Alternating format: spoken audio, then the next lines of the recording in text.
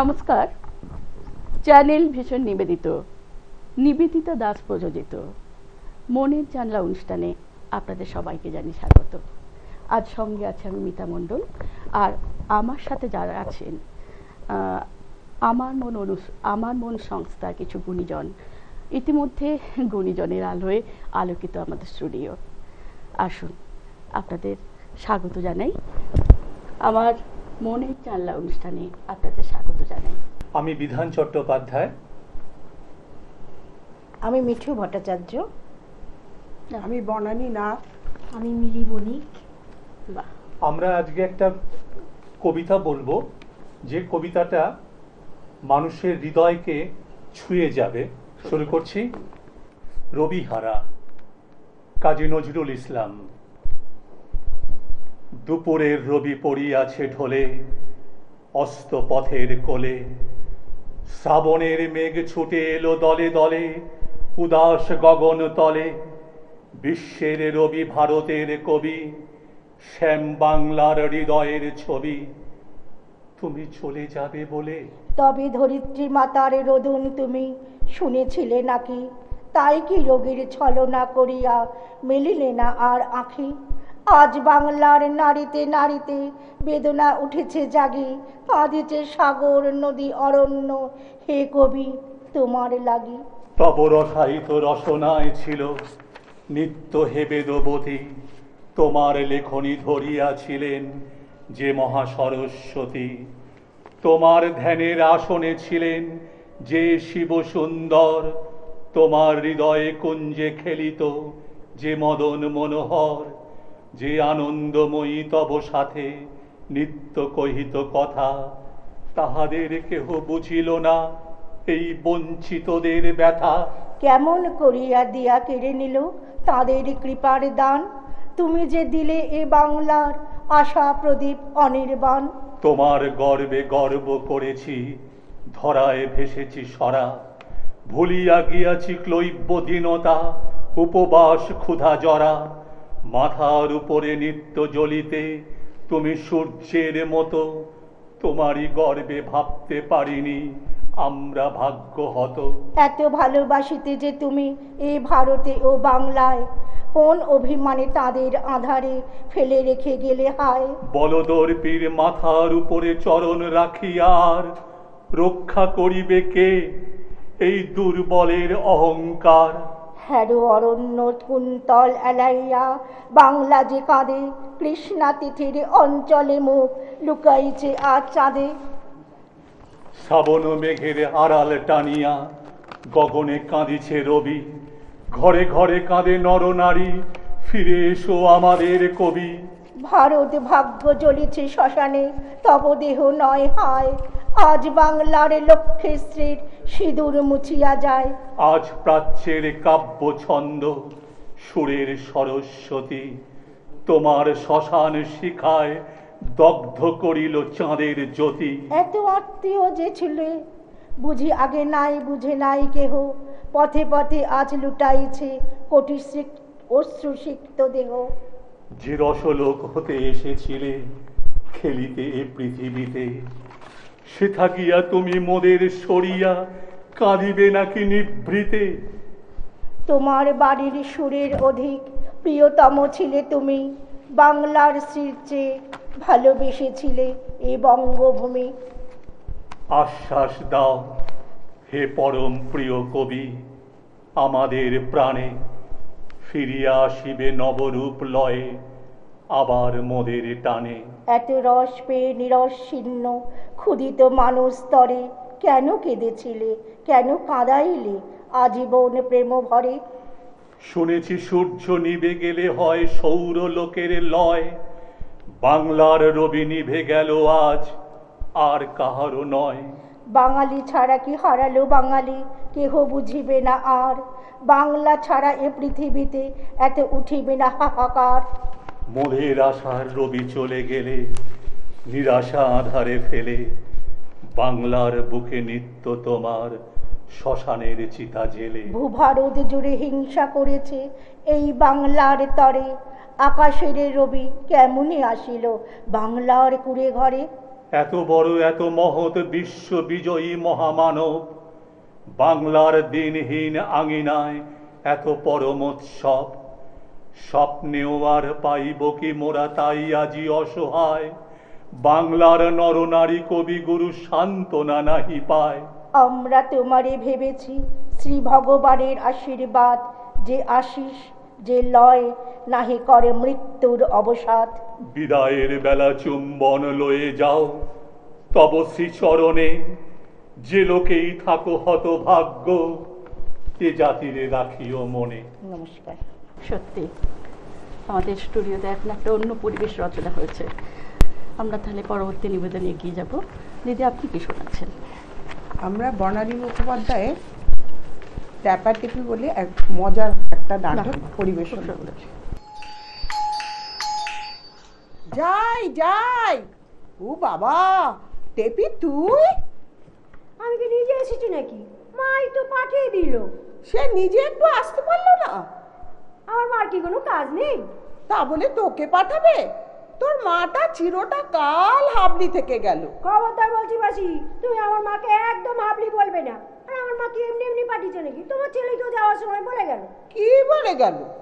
বাবাকে বললো, হারুদা তো শ্বশুরমশাইয়ের শরীরটা খুব খারাপ, আমি সেখানে যাচ্ছি, মিঠুকে একটু মায়ের কাছে পাঠিয়ে দেবে, মা একা আছে তো।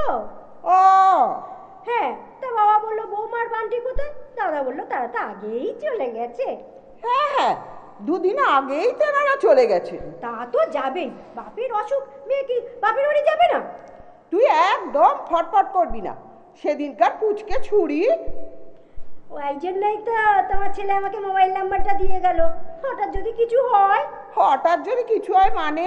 মানে হলো হঠাৎ যদি অজ্ঞান হয়ে যাও কিংবা বাথরুমে পড়ে যাও, তখন তো আমাকেই ফোন করতে হবে। এই, একদম অলক্ষণে কথা বলবি না। তুই একদম চুপ করবি। ওই আলমারির মাথায় একটা কালো শিশি আছে, নিয়ে আয় তো। যা। কই কই কোথায় শিশি? ও এই তো, কি আছে এতে? এ মা গো, কি পচা গন্ধ। হ্যাঁ, গন্ধ না ছাই, এদিকে নিয়ে আয়। কি করবে, মাথায় মাখবে নাকি পচা তেল?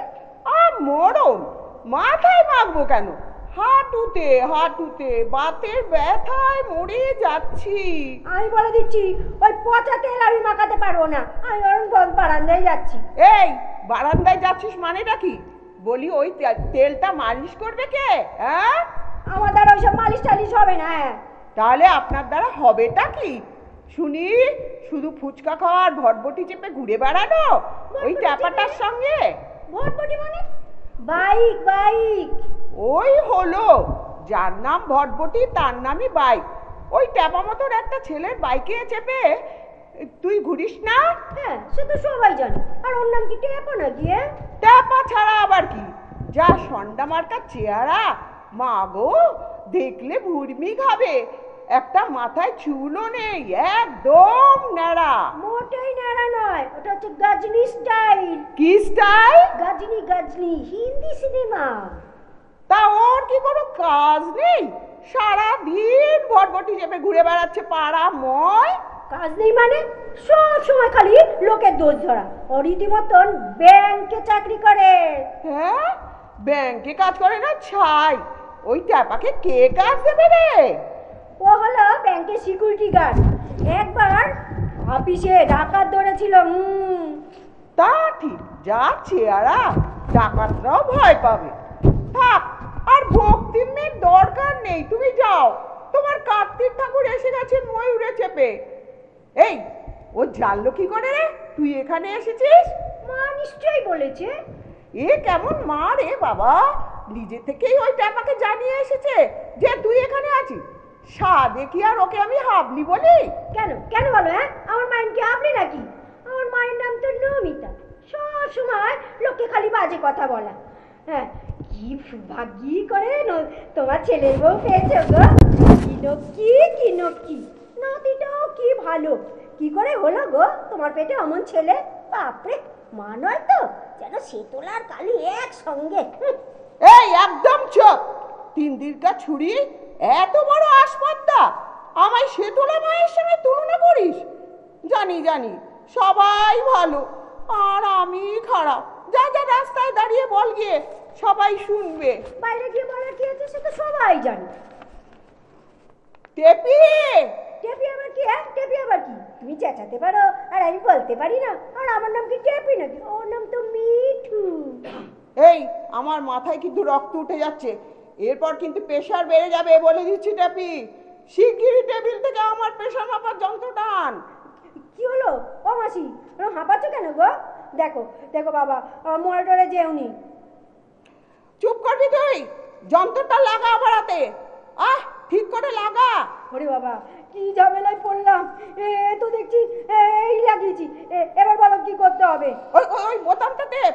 হ্যাঁ, এবার উপরেরটা কত হলো আর নিচেরটা কত হলো? মরণ, অমন হাদার মতো কি দেখছিস? তো তর করে নাম্বার বেড়ে যাচ্ছে গো। যাবেই তো, আমি তো জানি, বুঝতে পারছি। এই এই এই এবার থেমেছে, দেখ কত হলো। 120 আর 88। ভালো না খারাপ গো? খুবই খারাপ, খুবই খারাপ লাগছে আমার। এখন কি করব? তোমার ছেলেকে ফোন করব না হিন্দু সৎকার সমিতিতে? এখনো বললামই না, জানতে জানতে ওই সৎকারের গাড়িতে চাপাবি? এই যা ভুল হয়ে গেছে গো, সৎকার সমিতি না, অ্যাম্বুলেন্স অ্যাম্বুলেন্স। থাক থাক, তোকে আর দয়া দেখাতে হবে না, তুই যা। তুই থাকলে আমার প্রেশার চর চর করে বেড়ে যাবে। তোমার মাকে তোমায় কিচ্ছু শেখায়নি গো? আমার মা কি ছিল, তাকে কি করে দেখেছি কোনোদিন? সে তো জন্ম দিয়েই কেটে পড়েছে, সে শিক্ষাটা দেবে কখন রে? তুমি কেঁদো না, আমি আর কিছু বলবো না গো। এখন কেমন বুঝছো? একদম খারাপ, খুব খারাপ। একটা কাগজ কলম দে তো, শেষ লেখাটা লিখে দি। শেষ লেখা মানে? তুমি কি এক্ষুনি শেষ হয়ে যাচ্ছ নাকি গো? বোধহয়, আমি বেশ টের পাচ্ছি। মাথার তালুটা তড়াক তড়াক করছে, বুকের ভিতর ধড়াস ধড়াস হচ্ছে। ওরে বাবা, তবে তো অনেক কিছু হচ্ছে। কাগজ কলমটা নে তো। আমি লিখবো? কথা বাড়াসনি, লেখ। আমার মৃত্যুর জন্য হারুর মেয়ে। হারুর মেয়ে মানে আমি? ও ও বাবা গো।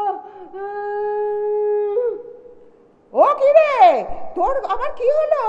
টেপি, ও টেপি, তোর কি হয়েছে? যা, তুই কি অজ্ঞান হয়ে গেলি? খেয়েছে, ঠিক আছে বাবা, কাগজটা ছিঁড়ে ফেলছি। নে এবার ওর, তোর ট্যাপা কুমার এলো বলে। ও টেপি, টেপি রে, দেখিস বাবা, মরে যাসনি যেন। আমি ওসব সৎকার সমিতি ফমিতি ডাকতে পারবো না। ও বাবা, এ কি কাণ্ড! ওরে ও টেপি, ওঠ না, ওরে ও টেপি। নমস্কার। বাহ, খুব সুন্দর উপস্থাপনা। মনের চাল্লা অনুষ্ঠানে আমার মন সংস্থার বাকি গুণীজনদের সাথে আলাপ করে দিয়ে আসুন। আচ্ছা দাদা, আপনাকে স্বাগত জানাই আমার মনের চাল্লা অনুষ্ঠানে। আমার নাম দীপঙ্কর চক্রবর্তী। আচ্ছা, আমার সামনের বন্ধুরা অপেক্ষা করছে, কি শোনাচ্ছেন? আমি নীরেন্দ্রনাথ চক্রবর্তীর কবিতা মৌলিক নিষাদ শোনাচ্ছি। বাহ, পিতামহ, আমি এক নিষ্ঠুর নদীর ঠিক পাশে দাঁড়িয়ে রয়েছি। পিতামহ, দাঁড়িয়ে রয়েছি আর চেয়ে দেখছি, রাত্রির আকাশে ওঠেনি একটাও তারা আজ। পিতামহ, আমি এক নিষ্ঠুর মৃত্যুর কাছাকাছি নিয়েছি আশ্রয়। আমি ভিতরে বাহিরে যেদিকে তাকাই, আমি স্বদেশে বিদেশে যেখানে তাকাই, শুধু অন্ধকার, শুধু অন্ধকার। পিতামহ, আমি এক নিষ্ঠুর সময়ে বেঁচে আছি। এই এক আশ্চর্য সময়, যখন আশ্চর্য বলে কোনো কিছু নেই, যখন নদীতে জল আছে কি না আছে কেউ তা জানে না, যখন পাহাড়ে মেঘ আছে কি না আছে কেউ তা জানে না। পিতামহ, আমি এক আশ্চর্য সময়ে বেঁচে আছি, যখন আকাশে আলো নেই, যখন মাটিতে আলো নেই, যখন সন্দেহ জাগে যাবতীয় আলোকিত ইচ্ছের উপরে, রেখেছে নিষ্ঠুর হাত পৃথিবীর মৌলিক নিষাদ, ভয়। পিতামহ, তোমার আকাশ নীল, কতখানি নীল ছিল, আমার আকাশ নীল নয়। পিতামহ, তোমার হৃদয় নীল, কতখানি নীল ছিল, আমার হৃদয় নীল নয়। আকাশের হৃদয়ের যাবতীয় বিখ্যাত নীলিমা আপাতত কোনো এক স্থির অন্ধকারে শুয়ে আছে। পিতামহ, আমি সেই ভয়ের দারুণ অন্ধকারে দাঁড়িয়ে রয়েছি। পিতামহ, দাঁড়িয়ে রয়েছি আর চেয়ে দেখছি রাত্রির আকাশে ওঠেনি একটাও তারা। মনে হয় আমি এক অমোঘ মৃত্যুর কাছাকাছি নিয়েছি আশ্রয়। আমি ভিতরে বাহিরে যেদিকে তাকাই, আমি স্বদেশে বিদেশে যেখানে তাকাই, শুধু অন্ধকার, শুধু অন্ধকার। অন্ধকারে জেগে আছে মৌলিক নিষাদ, এই ভয়। বাহ, খুব ভালো উপস্থাপনা। আমরা পরবর্তী নিবেদনে এগিয়ে যাব। দিদি, আপনার নাম, আপনি কোথা থেকে আসছেন? আমি রীনা দত্ত, আমি কলকাতার লেক গার্ডেন্স থেকে আচ্ছা, আসছি। আপনি কি শোনাচ্ছেন? আমি গান, রবীন্দ্রসঙ্গীত। বেশ। সেদিন আমায় বলেছিলে আমার সময় হয় নাই, সেদিন আমায় বলেছিলে ফিরে ফিরে চলে গেলে, তাই সেদিন আমায় বলেছিলে তখনও খেলার বেলা বনে মল্লিকার মেলা, পল্লবে পল্লবে বায়ু উতলা সাদা, সেদিন আমায় বলেছিলে আজি এলো হেমন্তের দিন, কুহেলি বিলে ভূষণ বিহীন, বেলার নাই বাকি সময় হয়েছে নাকি, দিন শেষে দাঁড়ে বসে পথ পানে যায়, সেদিন আমায় বলেছিলে আমার সময় হয় নাই, সেদিন আমায় বলেছিলে। খুব সুন্দর। আমরা পরবর্তী নিবেদনে এগিয়ে যাব। দিদি, আপনি কোথা থেকে এসেছেন, নাম কি? নমস্কার, কি শোনাচ্ছেন আমাদের? আমি আবৃত্তি করবো একটা। আচ্ছা আচ্ছা আমি প্রিয়াঙ্কা সাহা গুহ, অশোকনগর থেকে আসছি। আচ্ছা আচ্ছা। কবিতার নাম বিকর্ণ, কলমে আর্যতীর্থ। যাজ্ঞসেনীর খুলছে শাড়ি, টানছে ধরে দুঃশাসন, দায় ছিল যার গর্জে ওঠার, নিচু মাথায় সে 5 জন। দুর্যোধনের নগ্ন উরু, ইঙ্গিতে তার ধর্ষকাম, হস্তিনাপুর দেখছে বসে, দস্ত হতে তার সুনাম। অন্ধ রাজা সিংহাসনে, আর তো চেঁচান বৌমা তার, নিজের দলের নির্যাতনে সব রাজা হন নির্বিকার। কর্ণ বসে আসছে,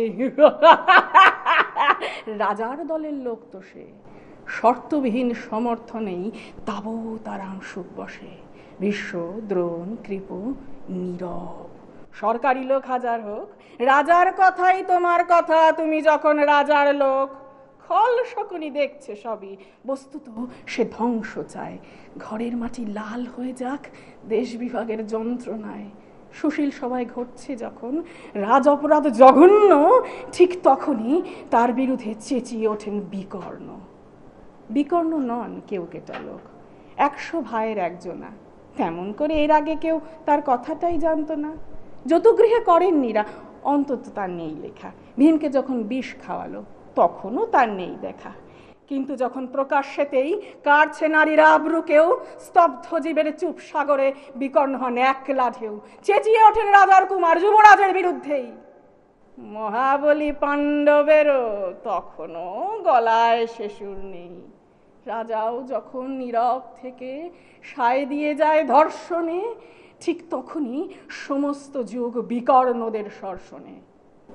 আমরা যারা কিচ্ছুটি নই, একটি মোটে ভোট কেবল, অত্যাচারের সামনে এলে সঙ্গী শুধু চোখের জল। পোষ্যভাবে যাবনা চেবাই অন্ধ এবং নিকর্ণ, প্রার্থনা থাক আমরা যেন একবার হই বিকর্ণ। মরার আগে হতেই হবে রাজার সভায় বিকর্ণ। নমস্কার। খুব সুন্দর, সত্যি এই পরিস্থিতিতে বিকর্ণ কবিতাটা খুব উপযুক্ত কবিতা। আচ্ছা, পরবর্তী নিবেদনে এগিয়ে যাব। দিদি, আপনার নাম? আমি প্রতিমা শাহাদাত। কি শোনাচ্ছেন আপনার? আমি কে দেবী কবিতাটি পাঠ করব। বাহ, খুব সুন্দর। পুলিশ স্টেশনে আমার সামনে বসেছিল সুলগ্না। আচ্ছা সুলগ্না, তোমার সেদিনকার ঘটনাটা আমাকে বলো তো, তুমি আমাকে বলো বলো। আমার চোখের দিকে তাকিয়ে ও বললে, জানো দিদি, আমি যখন খুব ছোট, 7 বছরের, তখন মায়ের সাথে আশ্রমে যেতাম। একবার আশ্রমে স্বামীজি মাকে বললেন, তোমার মেয়ে তো খুব পয়মন্ত, সুলক্ষণা। জানো দিদি, সেবার আমি দেবী রূপে পূজিত হলাম কুমারী পূজায়। পরের বছর আরেকজন, তার পরের বছর আরেকজন, এমনি করে বছর বছর কত দেবীর জন্ম হলো। কিন্তু সেই বছর আমি দেবী, একদিনের জন্য। আমার হাতে পদ্ম, কপালে চন্দন, পরনে লাল বেনারসি। সবাই আমাকে প্রণাম করলো, বড়রাও। আমি লজ্জা পেলাম না। ঠাকুরের কি লজ্জা আছে বলো? একটু বড় হয়ে নিজের মধ্যে দেবীত্ব খুঁজতাম। সেটা কি তাও আমি জানি না। একটা গাম্ভীর্য তৈরি হলো আমার। আচ্ছা দিদি, তোমরা যারা দেবী দর্শনে যাও তারা দেখেছো কি বেনারসি শুধুমাত্র দেবীর সামনের আবরণ, পিছনে এসে নিরাবরণ? কেন কেন? দেবীর কি লজ্জা নেই, নাকি দেবীদের লজ্জা হয় না? এটা কে জানে? কে কে বলতে পারবে গো এটা? সেই দিনটা ছিল দশমী। দেবীর বিসর্জনের পরে শূন্য ঠাকুরের দালানের সামনে দাঁড়িয়েছিলাম আমি। দেখছিলাম শূন্যতাতেও একটা শক্তি থাকে। হঠাৎ আমাকে একলা পেয়ে আমার শাড়িতে একটা হ্যাঁচকা টান। তাকিয়ে দেখি কি দিদি জানো, কানা গোপালের হাতে আমার শাড়ি, আর আমি শাড়ি বিহীন। দেবীদের তো লজ্জা থাকে না। হঠাৎ বিদ্যুৎ জ্বলে উঠলো আমার চোখে। চেয়ে দেখলাম এই যুগের অসুর লিখতিকে গোপাল মাতালকে। দেখলাম প্যান্ডেলের পাশে পড়ে আছে একটা বাঁশ, তার গায়ে অনেক পেরেক লাগানো। এক ছুটে তুলে নিলাম আমার অস্ত্র, আমার বললাম। আর তারপর চোখের নিমেষে অসুরের শরীরের দিকে তাক করে ঘুরিয়ে দিলাম।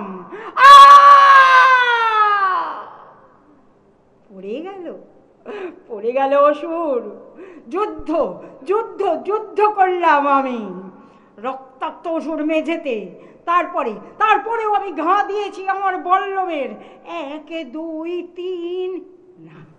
না, তারপর আর গুনিনি, আমি গুনিনি। পরের দিন সংবাদপত্রে আবার আমার ছবির নিচে বড় বড় ক্যাপশন, একদা কুমারী পুজো বন্দিত নারীর অসুর নিধন। কুখ্যাত গুন্ডা কানা গোপাল, যাকে পুলিশ গত কয়েক মাস থেকে খুঁজছিল, তাকে উচিত শিক্ষা দিয়েছেন এই নারী রূপী দুর্গা। তারা জানে না দেবী রূপে যে নারীকে পূজা করেছিল সেই আজ শুধু পেটিকোট আর ব্লাউজে ছিল। তার তো কোনো লজ্জা বোধই ছিল না। সে তো দেবী। তাই তাই দুর্গা হতে আমার সময় লাগেনি। লজ্জায় মুখ হাত দিয়ে মেঝেতে বসে পড়িনি সাধারণ নারীর মতো।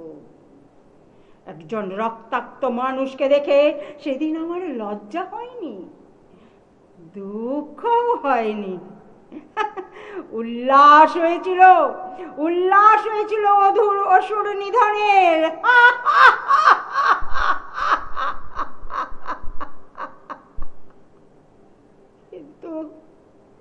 কিন্তু আমি তো দেবী হতে চাইনি, আমি তো দেবী হতে চাইনি, আমি চাইনি, আমি দেবী হতে চাইনি। নমস্কার। আমরা বেশ কিছুটা সময় আপনাদের সাথে কাটালাম। দেখা হবে পরের পর্বে। আসি।